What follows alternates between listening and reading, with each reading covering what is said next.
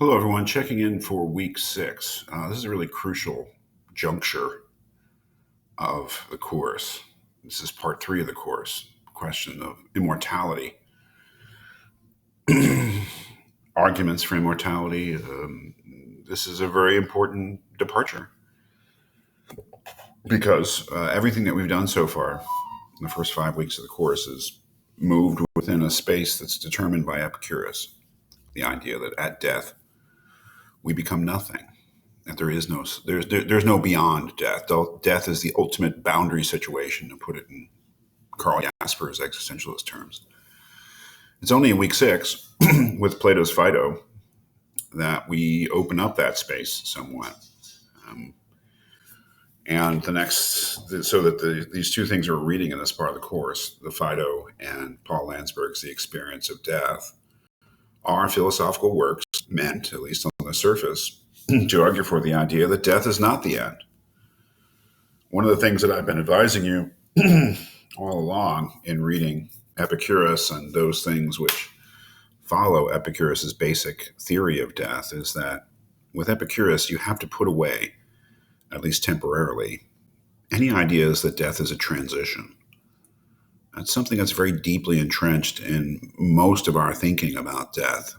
However hazy and confused it may be, that death is a transition to some other state of being, however unknown, however mysterious. And to understand what Epicurus is getting at, you just have to put that aside, because he is denying that it's any kind of transition. It's not a transition.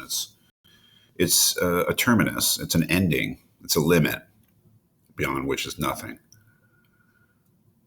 It's with this week's reading, and the 3 weeks that follow, that we get a different perspective. And both Plato and Landsberg would have to, I think, agree with the idea that death is a transition.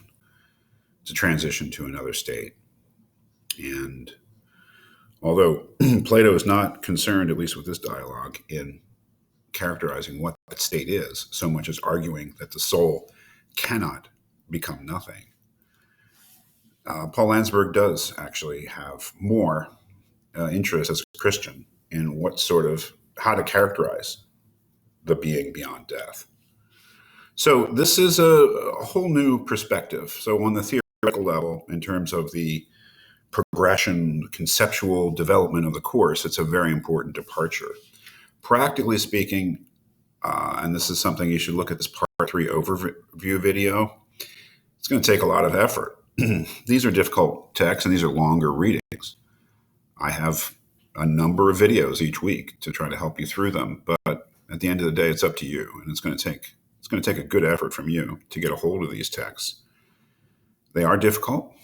They're not impossible, but they're part of the course, and I expect you to know the material. So I'm not just telling you to work hard and use all of the available resources, but I am telling you to do that. But I'm also like to say that I am available.